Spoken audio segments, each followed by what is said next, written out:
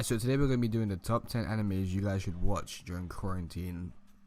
The reason why I'm doing this video is because there's a lot of free times, as you guys probably know, in quarantine, like to do, well, literally nothing, because no one's really doing anything apart from like online classes and stuff. But this is anime we were talking about, so the top 10 anime we should be watching during quarantine. I'm going to be rating these on three things. In some cases, like some of these will like apply to different shows more than others. So it's quality, length, and how underrated it is. How I think it's underrated. So without further ado, let's get into number 10 then. So alright, for number 10 we have Mob Psycho 100. There's two seasons to this. It's made by the same person who made One Punch Man. I'm gonna put the synopsis on the video so you guys can read it. But I'll just name off points of why I think Mob Psycho is really good and why you guys should watch it. Alright, point one is because it's made by Studio Bones, and if you go on Studio Bones, the people who made Boku no Hero or My Hero Academia and Fullmetal Alchemist Brotherhood, so they're one of the top tier, I think, anime studios out there, and they made Mob Psycho with beautiful animations, like phenomenal. It's one of the best I've ever seen, really. The fight scenes just be going crazy. They have niggas flying around in first person, all that. Season 2 made it. Season 2 like blew me out. That was whoa. Pause. Season 2 was like crazy though. Apparently, according to Google, the genres are action, fiction, comedy, and occult fiction. I don't know what occult fiction means. Maybe like they mean like the clubs they have, possibly. What I like about Psycho, to be honest, is the character relation. Like the character development of Mob is really crazy as well. The way like they display it through the narrative, or like the comedy is really cool as well. I like the comedy. The art style really like outlines and highlights the comedy of. Like it's really good. Also the characters Reagan's one of the best anime characters ever. He made, well, I'm not gonna make a list or something like this, but he made one of the best I guess speeches in anime, if that's a thing. Speeches. Remember that time when he beat up I'm not gonna say anything, just watch it, it's really good. And like also they use the animation to like delve into the psychology of Mob and how like when he goes through different things, obviously his percentages rides up. Like it really like, I guess, presents itself, if that makes sense. Okay, for number 9 we have Haikyuu. Haikyuu is a total of 85 episodes plus 4 VAs. I think, well, for me and a lot of other people, it's my favorite sports anime. For a lot of people, it's the only sports anime they ever watch, but ever, really, to be honest, because the amount of hype you get from watching a Haikyuu episode is ridiculous, man. Like, my G, it'd be so hype sometimes, like, they're not even on the volleyball court, but like, you still get hype from like the character interactions and the pacing and like the way they simulate like a real volleyball game in like animation, and like they animate. It's not a word, but like they animalize it, if that makes sense. Like they blow everything out of proportion. It just makes it mad. And niggas be flying across the flag court, slapping the balls, pause again. And like it just like teleports. Is crazy. Like there's no powers in it, obviously, if you guys didn't tell, but like it kind of is at the same time. Like it's not real. It is realistic, but isn't it? It's just watch it. All of the shows, I'm not like, the higher I go up, the more I rate it. But like all these shows are like top tier or high tier. And don't forget to mention that all like the epic moments behind it is all like amplified by the character interactions, like in the team, the way they relate, the development of like the problems they go through as a team. Like there's like a team feeling you get from Haikyuu. It's just crazy. Like you're part of the team. Like one type escapism. Well, all of anime is escapism, but like, you know what I'm trying to say. For number 8 we have one of the goats. We have One Piece. One Piece has 927 episodes, which this is where I guess the main like length like section or like factor comes in. One Piece is obviously a very big anime. It's the biggest anime the biggest manga of all time. As in popularity and, well, obviously not size. I don't think it's the longest manga of size, but it's very long. The anime is really long as well. There's 927 episodes. This is a really good anime. It's one of my favorites, like a lot of people's, because the way everyone talks about this, the way the world building is like the way it's presented is just ridiculously good. From the characters, the way they're never forgotten, the development of certain, like the main characters, their relationships, all of that. It's just and the power systems and like the opposing sides and how they battle each other and stuff like that. It's what I'm saying. Yeah, through quarantine, you're definitely gonna like spend a good 2 weeks trying to watch some One Piece, because One Piece is really addictive. When you like anything really, you binge and it's good. Like I was reading Tower of God, I couldn't stop for like 2 days straight, to be honest. But anyway, yeah, you'll probably get through like a good 2 weeks just watching this shit. For 7, we have the probably best, or not best, but like most visually appealing, or one of the most visually appealing, I should say, animes we have on this list. Even though they're all like crazy, like good. But we have Phase Zero. Phase Zero is made by the same people who made Demon Slayer. You know, Ufotable, whatever you want to call them.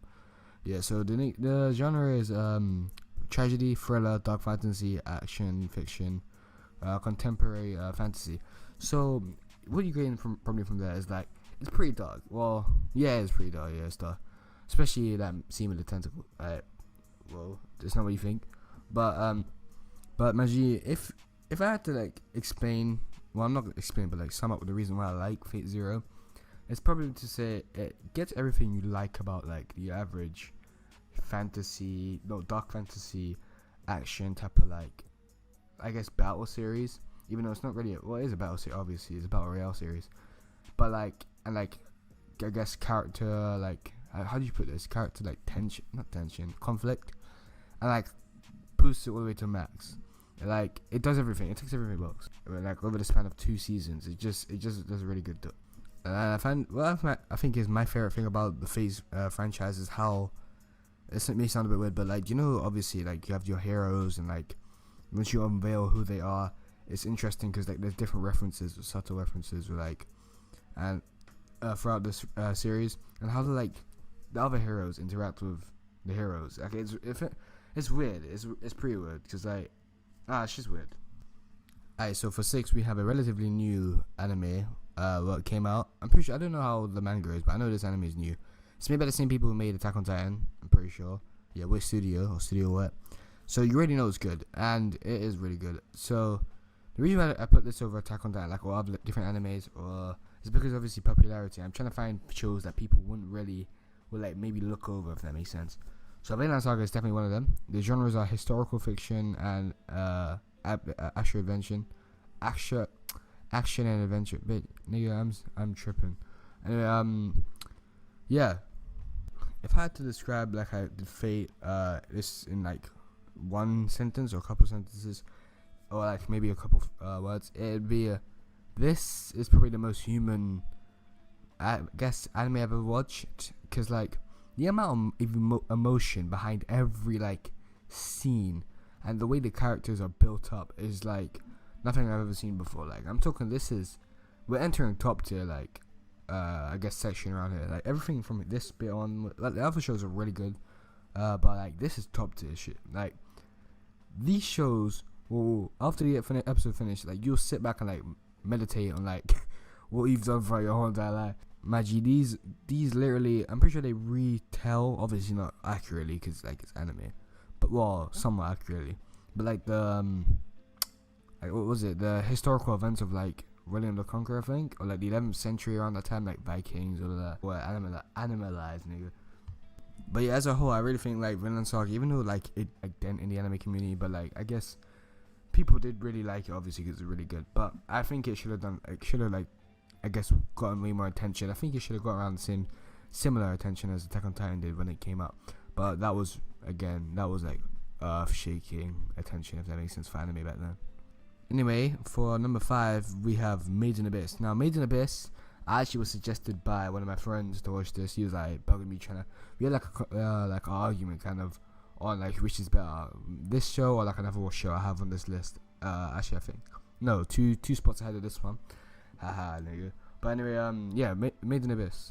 To be honest, I don't think there's been an anime like Made in Abyss, or like Made in Abyss to like actually bring me into like a world. I've never really felt like, I guess, captivated enough. But Made in Abyss actually like takes not world building, but like escapism, and like shoots it into like a different level. Cause it uses subtext, as in like music, all of that, and like it blends so well with the animation. The animation's like Studio Ghibli type, like, if that makes sense. Whereas it looks nice, it's childish, but like it juxtaposes the dark story. Like, it's so crazy because the way the story progresses is at the beginning you get like subtle references to like how I guess the gritty reality of like reality really, because like you see like the crazy monsters and how like it's just, and like how they were at the surface, so not the surface but like the higher I guess sections of the hole, I'm gonna put it, like the abyss. And as they get deeper in, like they slowly like I guess their mentality slowly gets darker and darker, along with obviously like deeper in the hole, so like it gets dark. It's just crazy. Watch it, it's really good. Oh yeah, and the movie's coming out soon, so I'm definitely watch that. Yeah, for this one you should get like, it would be like a day to watch it. There's like 13 episodes. Alright, for 4 we have one of the best anime of all time. We have Steins Gate. Steins Gate genres are science fiction and psychological thriller.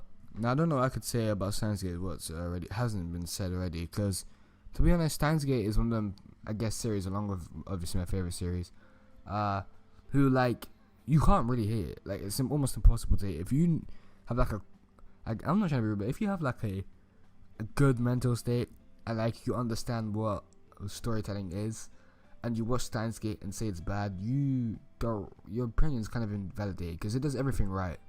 Like if you ask me what anime has the best storytelling ever, like per episode, I'd definitely say Steins Gate, because like Steins Gate is like almost in a weird position for me. Like the storytelling is immaculate, it's untouchable. The series itself is almost untouchable, but the thing is, the characters are incredible. But like, if you were to like separate them, I said this already, if you were to separate them and like bring them out by like each individual character by themselves, I wouldn't let's say like, oh, that character's crazy, definitely top 10 anime characters of all time or something like that. But like them as a cast, like they make the show, if that makes sense. Especially Hero and Killman, like I said, that's the GOAT. Really niggas know about Steins Gate. But yeah, it focuses on time travel. The synopsis should be up there. It does it justice. Like time travel is supposed to be like a complex thing. Obviously, we don't know about time because it's like a human construct, all of that. But like the way they handle it, it's good. And the voice acting is superb. Even in English, I really like the English. I've actually seen English. The English does it really good, like justice. Especially like Hero and Killman, I call him Rentaro Okabe. His voice actor is really good as well. Okay, three. Here we go, 3. We're entering the top 3. And now this is where my personal bias kicks in. Even though the top 3 shows are like GOAT tier. So for number 3 we have Madoka Magica. Madoka Magica is one of my favorite anime of all time. To be honest, this is the one I was arguing with my friend with about my phone just fell off. About Made in Abyss. Made in Abyss is obviously really good, but I would still put Madoka Magica above Made in Abyss. Now, Madoka Magica along with Steins Gate is pretty old. It's released in like 2000, like I'm pretty sure like 11 or something, or like something around there. And still, I don't think there has been obviously in the magical girl genre, it demolishes everything. Like let's be real. But like I'm pretty sure it's dark fantasy. Let me look at his genres real quick. Yeah, so his genres are dark fantasy, magical girl, and psychological thriller. Now, when I say, well, apart from number 2, this is kind of like contradicting itself. But if I were to say the anime, like, I guess delves into like the mindsets of his characters the best, apart from the number 2, I would say Madoka Magica, because the reason why is I don't think I've seen I guess like a contrasting personality for every single main cast member happen so genuinely and like so flawlessly like Madoka Magica. Like the amount how fast it happens, right? I can't even speak, nigga. It seems flawless. Like the results seem flawless. Like you have numerous like mental struggles between the different characters, their ideals, all of that. Then we have obviously the enemies, blah blah blah blah, and how the enemies are not actually the enemies, and it's just crazy. And then time travel and like different outside forces get involved. And then after you realize at the end of the series that this happened, and then if you watch it again, your whole entire view of the whole entire series completely changes. And if you watch the movie, which I have, and it definitely completes the series, your view changes again. So like it literally, it's one of those animes where like if you watch it multiple times, you'll have a completely different experience of watching it from the first time you had. Okay, for number 2 we have maybe my second or third favorite anime of all time. We have Monogatari. So like when I mean Monogatari, I mean the whole Monogatari series. So Monogatari is probably the hardest anime to actually explain, given that there is 15 series across the whole entire franchise. Now, this franchise is based off a light novel, and I'm pretty sure it's safe to say this is probably the best light novel of all time and one of the best books. This is a big statement of all time, because Nisio Wisin, the way he writes, literally blows. It just blows like everything out the water. Like you wouldn't expect this to be an anime. You expect this to be like some next like world-renowned like novel, and I find it so interesting on how like he can pull literally any situation, and from dialogue alone, like the way the characters are like built and made, and turn it into like the most interesting thing ever. Like you'll be just pulled into it straight away. And the anime definitely does it justice. Like, I don't know if I would rate the anime higher than, well, obviously I rate the anime high, like it's top tier. But like the light novels are just on a different tier on its own. But the anime definitely does it justice, and I definitely love the the artistic like surrealist almost like feel they went with. Akiyuki Shimbo, the director of it, went with for the anime, and how he uses the animation to like visualize the characters' feelings and emotions, and utilize unique like different perspectives. All of that. It's just it literally flips. It like flips the expectations of what you think like a different like stereotypical like light novel show of a bunch of girls in, and completely flips in their head. Like from an outsider looking on like face value, you think this is like one of them shows, high school romance, all of that, blah blah blah blah. But when you actually like watch it and read the subtitles and like listen, like take him, you'll be on for a hell of a ride. Alright, so number 1, we have the GOATs, Hunter x Hunter. So Hunter x Hunter, if you didn't know, is probably my favorite anime. Well, it is my favorite anime of all time, and I don't think I need to give an explanation of why, because for me, Hunter x Hunter ticks every box apart from the continuation box. Because I don't know what this nigga's was it what's the nigga's name again? I forgot what he's doing, but he's on hiatus, like the Berserk and Vagabond. I think Vagabond's finished, to be honest. But yeah, Madhouse. There's 147 episodes. I already know that of Hunter x Hunter. It's a shonen anime. Madhouse definitely done this. Like, I don't think Hunter x Hunter is the only long-running shonen to actually have good animation. Like, there's Naruto. Naruto has that's pretty bad animation sometimes, but sometimes it has really good animation. But like, Hunter x Hunter this was made in 2011, by the way, and let me tell you this: Hunter x Hunter's animation will still blow a complete destroy animation, like sometimes even movie quality out the water. And it's consistent throughout every episode. I don't think I've seen a bad episode, from characters to fights to world building to pacing to having the best power system in all of anime. Hunter x Hunter is literally it's like I would say it's like a gatekeeping anime to fully experiencing anime, if that makes sense. Like, you have like your Naruto's, you have your Dragon Ball Z's, you have your Pokemon, whatever. Sometimes Death Note is like in between these two, but like those like get you into anime. But once you like experience other things, blah blah blah, you start to like get into the good anime, if that makes sense. Even though those animes are sometimes good, like Naruto's pretty good.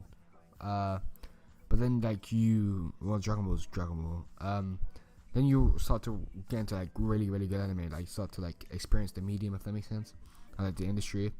And then you like watch Hunter x Hunter, and then if you think it's bad, I don't know what to tell you. You have bad taste. But like, if you think it's good, then you already know. I guess you can base it off of that, if that makes sense. Like, Hunter x Hunter for me is the anime. It is the anime, if that makes sense. I'm weighing this way too high. I'm gassing up. Alright, so if you guys enjoyed today's that video, smash the like button, subscribe, all of that. I might be making more videos like these if you guys enjoyed this one. And I'll see how this goes. This is pretty new. I normally I did reaction videos. They did pretty well. Yeah, I think. Well, but I'll probably do some more. I'll mix up the content, if that makes sense.